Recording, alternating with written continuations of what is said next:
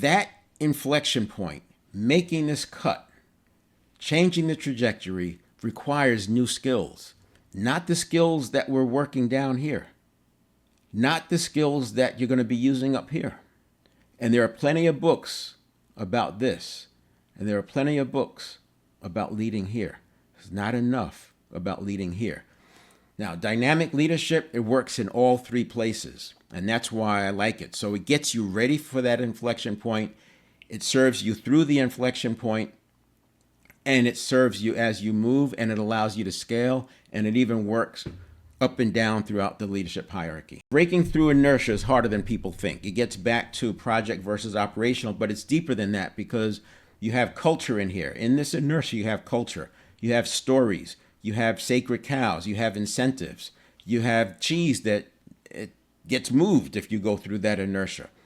Not only that, when you get above it, it's kind of scary because you get into the unfamiliar and the unknown. And the unconscious sees the unfamiliar and the unknown as threats. Now, while we're talking about organizations, remember, organizations are made up of people, and people have habits, and they're susceptible to these subconscious fears.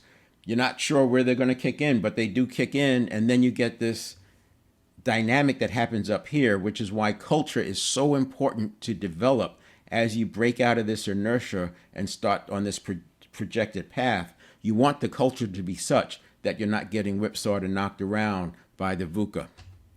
Making the shift, sustaining that shift, and having fun doing it, it's a process. It's a process that anyone can learn, and it's a process that can be followed, it can be delegated, it can be taught, and it can be tracked.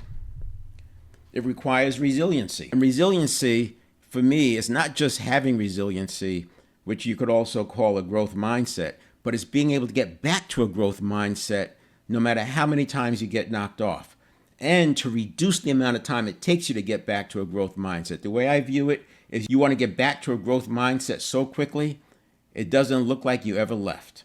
That's what I mean when I say resiliency.